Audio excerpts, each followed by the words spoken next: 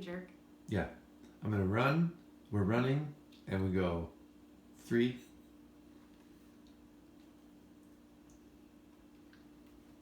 Hi, my name is Sara Ochs. This is my kitchen. That is my husband helping me film. These are my dogs. Oh, they're running. These are my notes, so I remember what to tell you today. And this is Theater Moo's first session in our new family exploration series. Welcome, thank you for joining me today. If we haven't met before, let me tell you just a little bit about myself. Again, my name is Sara Ochs. I am a Korean American adoptee, actor, a singer, a teaching artist, a grant writer. I do a whole bunch of different things. And I started working with Theater Moo as an actor in 2003. Some of you probably weren't even born in 2003. Makes me feel old, but that's okay. My first show was Pacific Overtures, and it was so fun, and it changed my whole life, and I'm so grateful that I get to work with Theater Moo. It's one of the best theaters in town. And today, we are going to make Jumokbap together, which is a Korean rice ball. But before we do that, I introduced myself, and I would love to hear a little bit about you. So if you could, in the comments, because I'll be live with you in the comments, tell me if you're comfortable with sharing online. Tell me one thing about yourself. Tell me one thing that you like. Like, for example, I like my dogs. Their names are Oscar and Jane. They would like to eat some Jumokbap right now.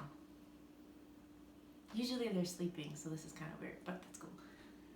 So tell me one thing about you if you're comfortable sharing. I'd love to hear from you in the comments. And know that anytime today, you can pause the video, you can go take a break, get a drink of water, anything that you'd like, and ask questions. If you have any questions, feel free, type them out in the comments, and I'll keep up with you from 10 a.m. to 11 a.m. today. I have to look at my notes to see what's next. All right. So, you might be thinking, cooking and Theater Moo. What? What do cooking and theater have in common? And that's a good question. And I would ask you, what do you think? What do you think that cooking and theater have in common? Go in the comments. Tell me what you think. And I'll tell you what I think. To me, I think cooking and theater, they have a lot of things in common. You know, they're both fun.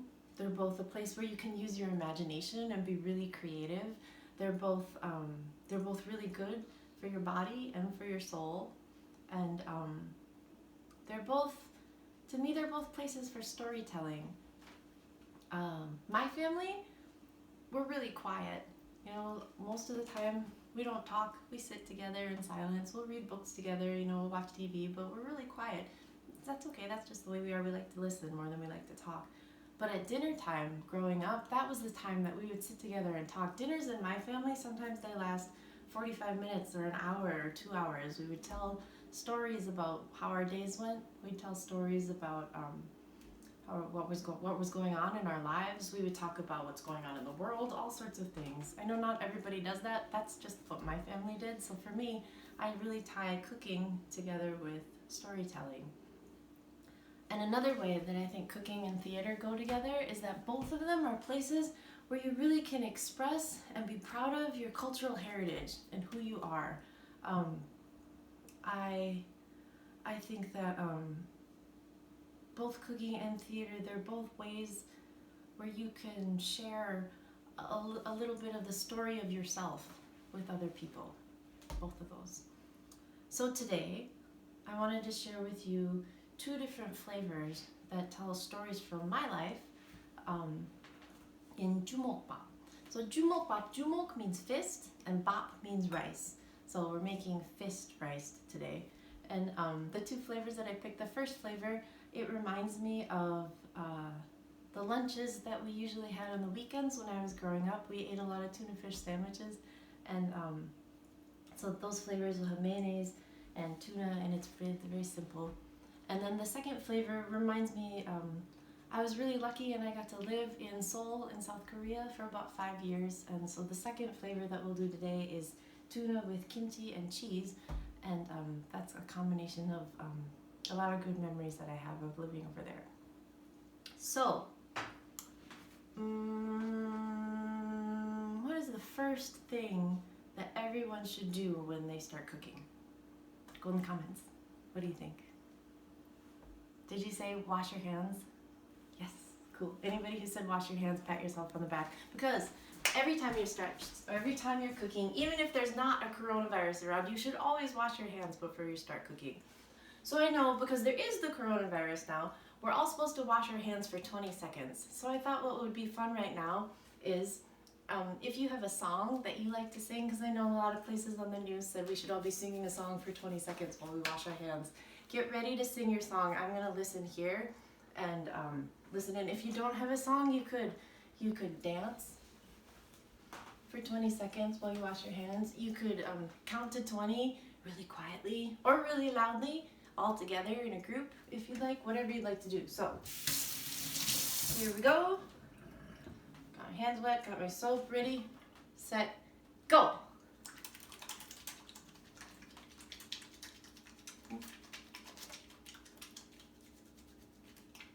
Nice.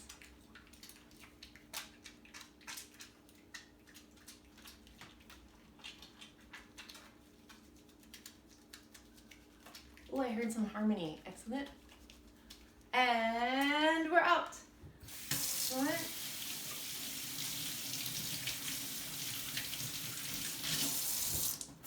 Cool. I know. I didn't actually get to hear you, but it was nice to imagine that I could hear you. All right. What is your favorite song? What song do you like to sing while you wash your hands? You can write in the comments if you'd like. Usually I don't sing. Sometimes I like to pretend though. I pretend that I'm a doctor on a TV show getting ready to go in and do some kind of surgery. Or sometimes I sing songs from Hamilton because they're fun. Okay, so now we have washed our hands and let's get started. You ready? Okay, here we go. So the first thing is we have our rice. This is about 2 cups of rice in our bowl. And it's nice and cool. It's been sitting out for a little bit, so we're not going to burn our hands with it. So you need a rice paddle or a spatula if you have one. And let's take sesame oil and a tablespoon. So for 2 cups of rice, you're going to want about probably a half tablespoon of sesame oil. Grab it here. And then just pour that right into your rice. And then you're going to want salt. Now, there's a whole bunch. You can use sea salt, salt from your shaker. You could use kosher salt, any kind of salt. We're going to use this, and you probably want anywhere from 1/8 of a teaspoon to 1/4 of a teaspoon of salt. I'll just put this in. If you're using kosher salt, you're going to want a little bit more. Take the extra out. If you're using a salt shaker, I would say, I don't know, 6 shakes probably. And then take your rice paddle and you just want to gently mix. Now don't mix too hard, because if you mix too hard, you'll end up with rice paste. I mean, if you like paste, do you eat glue? You don't eat glue? Okay, cool. Some people eat glue. Play-Doh, you don't want it to be like Play-Doh. You want to keep it like nice and ricey. There we go. So we just kind of gently mixed it all in. And then the most important thing, whenever you're cooking, you have to taste as you go to see. So take a little bit right now and see. Does it need more salt? Does it need more sesame oil? That's pretty good. But if you feel like yours needs more, add a little more salt, add a little more sesame oil. Be careful, you don't want to add too much salt, because then it'll be too salty, and you don't want to add too much sesame oil because then it won't stick together to make your balls. Okay, so our rice is ready. So the next thing up is our tuna. So you want to take your can of tuna, go to your sink, open it up. If you need help from an adult for this, ask them for help. And I always put the lid back in the can and then squeeze out the water. The thing that'll help your Jumokbap stay together is you want it to be as dry as possible for your filling. You don't want it to be too squishy or liquidy. So there we go. We got most of that out. And now let's take half of this. We'll put half of this into this bowl because we're going to make 2 flavors today. So half goes right in here. You can save the other can for later. And this tuna is very chunky, so we'll just mash it up a little bit with our spoon.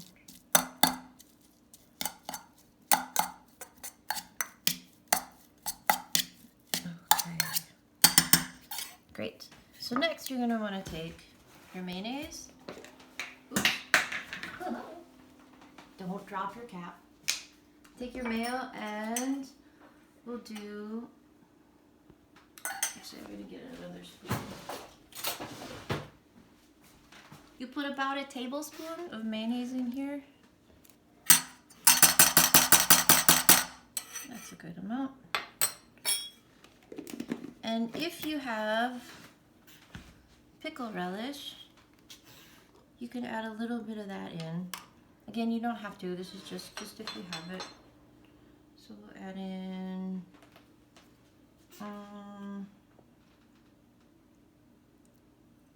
like a half a teaspoon, a teaspoon. It's all about flavor and what you like to eat. Oh, and if you have salt, you can add like 2 shakes of salt and then stir. And you want to get it nice and kind of, this doesn't sound appetizing, but kind of nice and pasty. Okay. There, that's about the right consistency. You see where it kind of sticks together like that and makes its own ball? That's pretty good. Okay, so now we have our filling, our first filling, and we have our rice. So the next thing you need, you can use, if you have disposable plastic gloves, you can use one on each hand if you want. You could use a Ziploc bag, one on each hand. Or you could take a little bit of cling wrap, whatever kind you have. And I'm going to use the cling wrap today because it's something probably almost everybody has at home. So you pull out a piece. We've just got this. You want to set it down on your table and put a little sesame oil on it. Just dribble it around. And use your fingers and spread it so that the rice doesn't stick. Great, so it's nice and sesame oiled. So then put 1/2 of this on over your hand, and you're gonna want to take a little bit of rice. You can kind of mash it in the bowl here, but take a little bit of rice and put it in the palm of your hand. There's lots of different ways to make shapes for Jumokbap, so we're gonna make a free-form triangle shape. So you can kind of mush it around with your paddle to make a triangle, and they're gonna add a little bit more rice to get a nice palm-sized triangle shape. And then you'll take about a tablespoon of your filling. Pop it right in the middle, and then this will help you with your rice. Take your paddle and kind of squish a bunch of rice flat like this, so you get a nice flat section, and then drop it right over the top.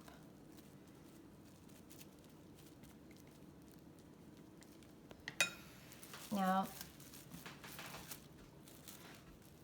you can take the other side and fold it over, and with your hands, you don't have to use the plastic either. You can just put sesame oil on your hands and just make sure you need the sesame oil so the rice doesn't stick to your hands. If you don't want to get super, super, super messy, then you can use a little piece of plastic or bags or gloves. And there we go. Look, it's so cute. So there's our first. Oh, actually, no, keep it on your plastic. And so then the next thing you want to do is, if you have it, now this is perfectly fine just as it is. We're happy, this is delicious, it's very, very cute. If you wanted, you could, if you have furikake, this is a Korean brand, this is a Japanese brand, I think. You could use a little bit of this and just sprinkle a little bit on the outside. You could use sesame seeds and sprinkle a little bit on the outside. Sometimes some people, they make, put a little soy sauce in a tiny bowl and put sesame seeds in it and then just dip the corners in each to have a little edge. Or if you have kim or nori, you can use either of these. This one is seasoned and this one is plain. It doesn't matter, you can use whatever you want. So I'll take a sheet of plain right now. Ta-da! I love this stuff. Take a sheet. And then take your scissors. We're going to cut this in half the long way. And then let's see, you can see this has little lines on it. Can you see the lines? There's a line here, a line here, a line here. Let's just cut 2 lines down. And you end up with a little rectangle.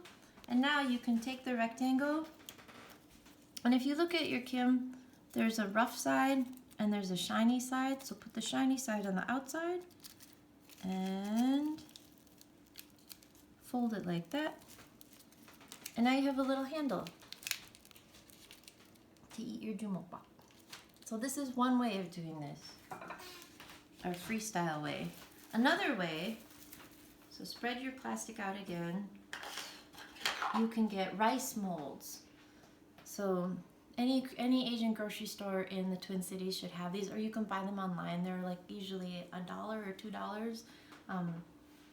This is a fun one that I got in Korea that's the shape of a bear. So we'll make a little bear head. So to do these, what you want to do is take a little sesame oil. You can pour it in your tablespoon or in a bowl. And dip your finger in there and just grease the inside of your mold with a little sesame oil so that the rice doesn't stick all the way inside. And then this is a tiny, tiny one, so we take just a little bit of rice, pop it in there, and then you can use the plastic if you want, or you could use your fingers and squish it flat. Squish, squish, squish.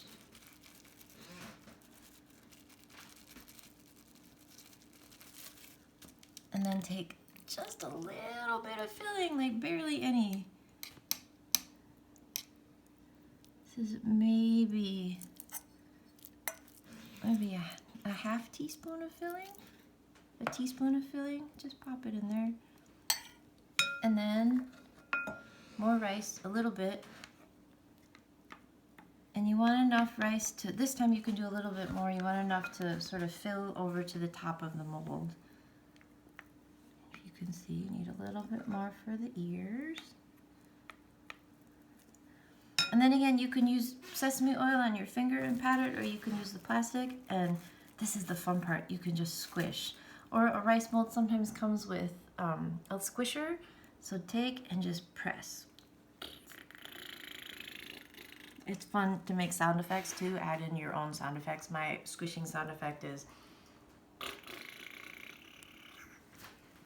there might be more appetizing ones. Oh, there we go. And then,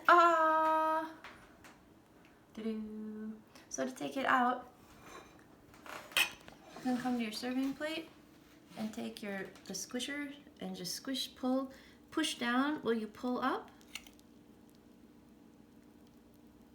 And we're all set. Now we have a little bear.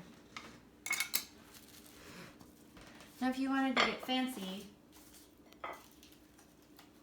you know, we can cut. You could, if you're very artistic,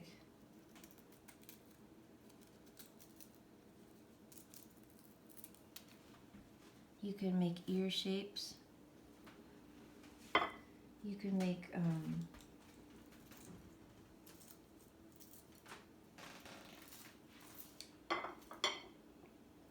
little whiskers.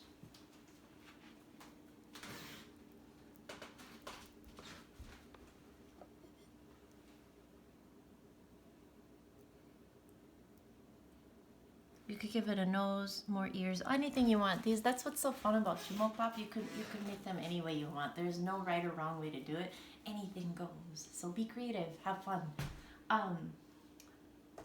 Another filling that we can do. So this is our tuna mayo with a little bit of relish filling that reminds me of my family's weekend lunches. We always had sandwiches with chips and canned fruit. That was weekends for lunch. And next way is to make a tuna and kimchi and cheese filling. So for this one's a little bit more complicated. You'll have the other can of tuna, or the other half of your can of tuna, and then you're gonna have kimchi. I think this should be like a third of a cup, a fourth of a cup of kimchi. What you wanna do is take it and slice it really thin. If you might need an adult to help you with this part,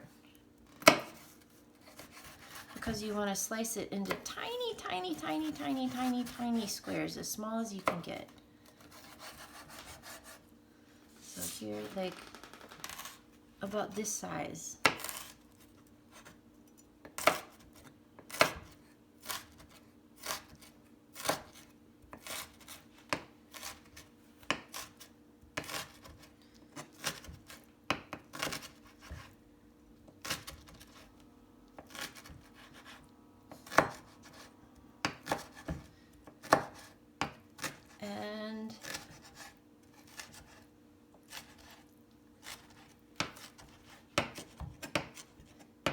Adam likes to eat kimchi raw, so every time I cook, he's always stealing bites. Cool, so you're done. You can wash your hands. Or just rinse your hands off. And then you'll probably need an adult to help with this too. You're going to want to turn on a burner on your stove. We'll do medium low, probably. And take a spatula. And you can pop your kimchi right into the pan. You don't even need any oil. Kimchi goes in. And this is about 1 tablespoon of kimchi juice. We'll add that in.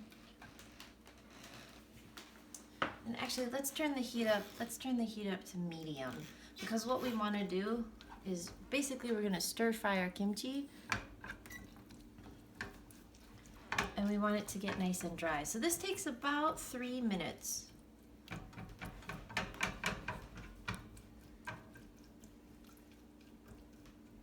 You don't have to stir it the whole time, but you want to watch it so that it doesn't burn. I'm going to set a timer for 3 minutes. Now kimchi, I love kimchi. I didn't grow up eating it. I remember the very first time that my family, that we ate Korean food together, because my adopted family were Norwegian and German and a little bit of French. And growing up, we ate out a lot at Chinese restaurants and at Mexican restaurants and things, but we didn't get to eat Korean food until I think I was 14 years old the first time we went to a Korean restaurant. We went to the Mirror of Korea in St. Paul on Snelling. And I can't remember if I liked kimchi at first or not, but I know now that I can't live without it. I have to have kimchi every week, otherwise I get a little sad. When I lived in Seoul, people eat so much kimchi that on the subways, it smells like kimchi. It just starts to, all the garlic and the spices start to come out of your breath. The first time I went to Korea, I was 14 years old with my family. We did a trip back through Children's Home Society. And walking off the plane, the country just smelled so different than here. And I think the smell was kimchi. It was the spices and the, it's a very awesome garlicky smell. I love that. That's one of my favorite memories, is walking off that plane. So our kimchi is getting nice and cooked.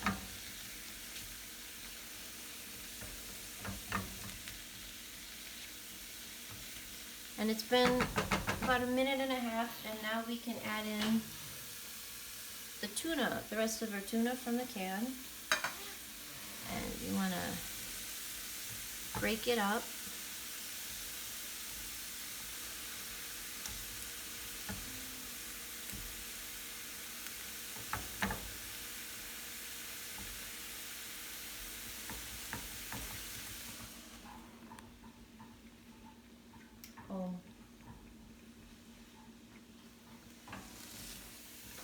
they would like to have some tuna. Tuna always smells good.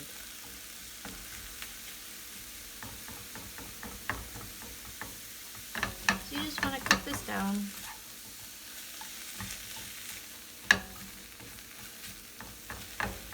When you've got about 30 seconds left, you can add in cheese. You can use any kind of cheese, like processed cheese is fine, like sliced Kraft cheese or American cheese. This is just what we have, is just shredded. So I'll just pop this right in here. And I know lots of places think that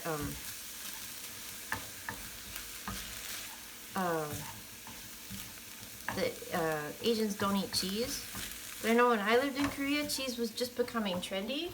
And now it's everywhere. It's in everything. Cheese is like the trendy thing. Oh, there we go. Timer.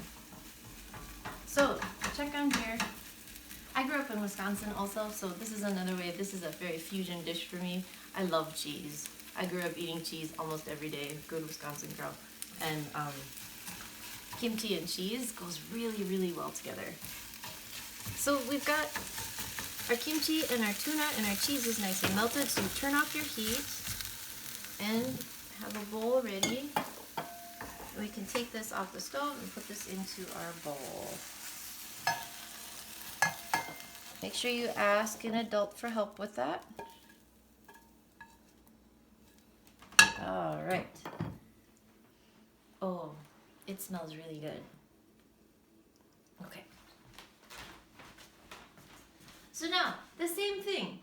You could go freehand like we did before and make a triangle. You could use a rice mold. Or if you have cookie cutters, you could use a cookie cutter. So this time I'll show you how to do this with a cookie cutter. So again, dip your finger in that sesame oil and really grease the inside of your cookie cutter because you don't want the rice to stick to it. And cookie cutters will be a little bit harder because they've got a lot of like these edges and things. The sort of rounder the shape that you can get, the easier it'll be. But the star works great. So put your star down on your plastic. And let's take some rice. And you could just blob it in like that. And then you might need to re-sesame oil your plastic bag or your gloves or your piece of saran wrap. And then you just squish it with your fingers. You can see down into every corner. I think you need a little bit more rice down here.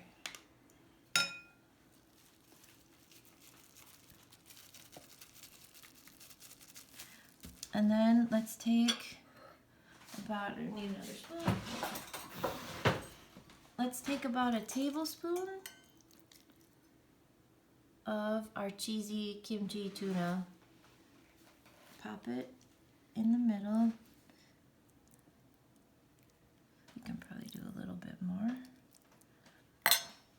And then pop some rice on top.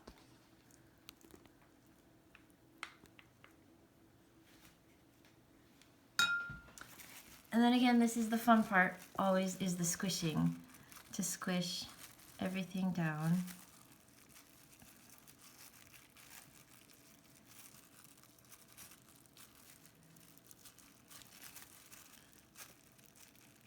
And feel free to squish really hard, right? Like, you want to get it as tight as you can inside here. Looks pretty good. Looks pretty good. Now we can take and put it on your serving plate.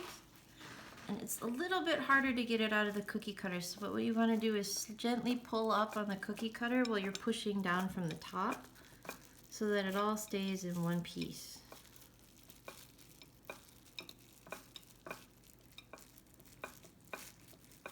can see. There we go. Then we have a star. Now you can cut some kim to go around the edges or on the top. You could make a little handle. You could put your furikake on top, whatever you'd like to do. So here we have star. Oops. Stuck to the plate a little bit. There we go. Cool. I don't know, what kind of cookie cutters do you have at home? Do you have circles? Or Santa Clauses? Or mittens? We have Christmas trees. We have a squirrel. I thought about using a squirrel, but I thought maybe it would get stuck in the tail. Another way, now another thing you can do, and this is the easiest way of all, is take your paper. Oh, wait, no, first. Actually, first, let me just rinse my hands off.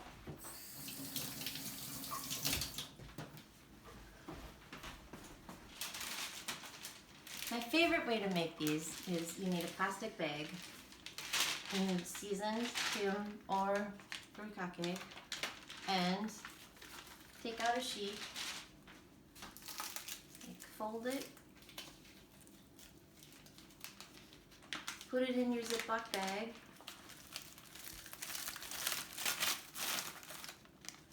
and then seal the top and really squish all the air out of it, and then crunch. I love doing this.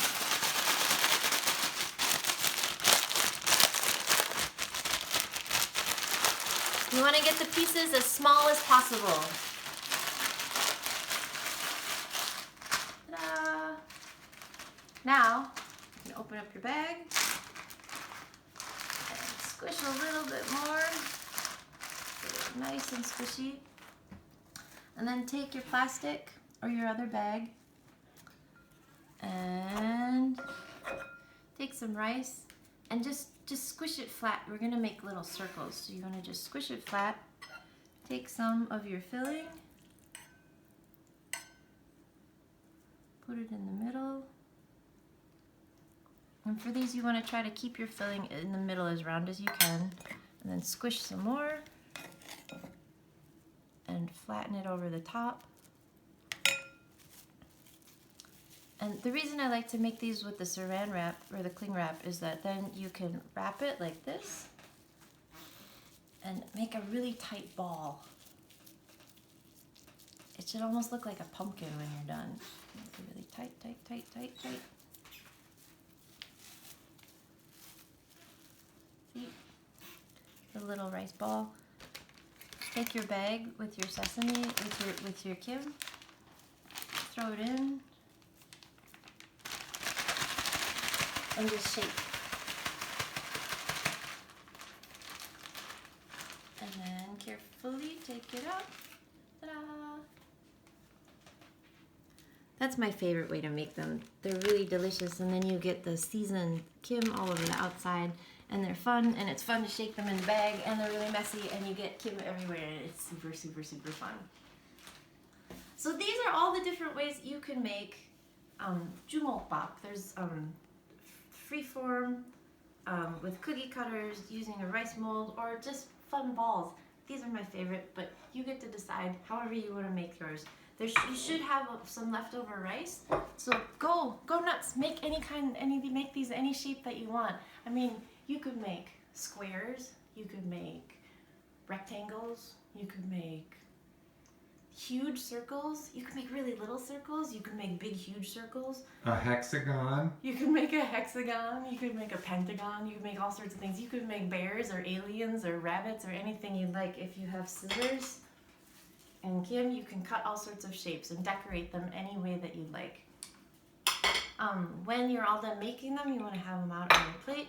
And then you want to wash your hands one more time and clean everything up, because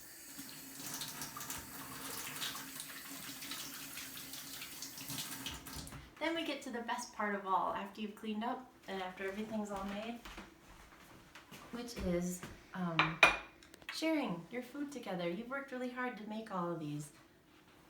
Doo-doo. And I would challenge you, now that you've worked together to make these, ask each other questions. You know, make new stories together. Talk about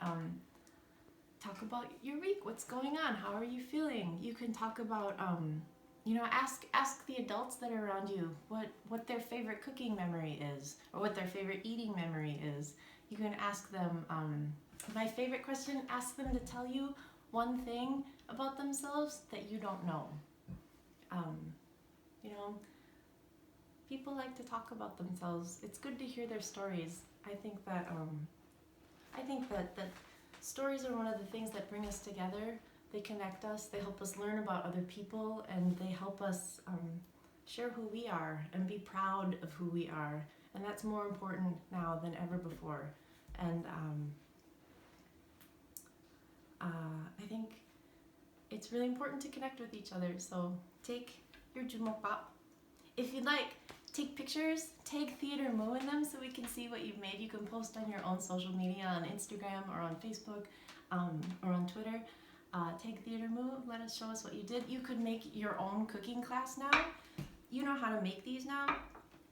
Go teach other people and eat together and tell stories and ask each other questions. Okay?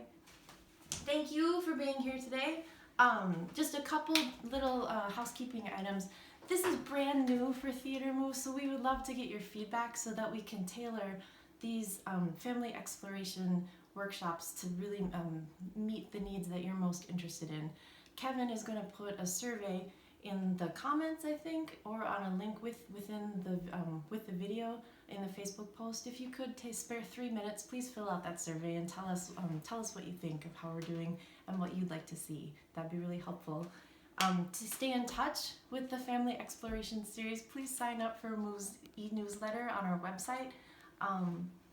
They'll be sending out announcements once a week, I think, telling what the next workshop is. And next week, tune in Saturday at 10 a.m. You're going to go on a great puppet making adventure with Owen Vu and Denise Wynn. They're really wonderful puppeteers and great performers and really fun, cool people.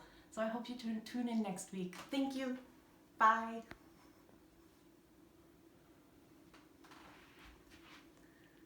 Oh, you're taking the star? What about the ball? Not the bear? Oh my gosh.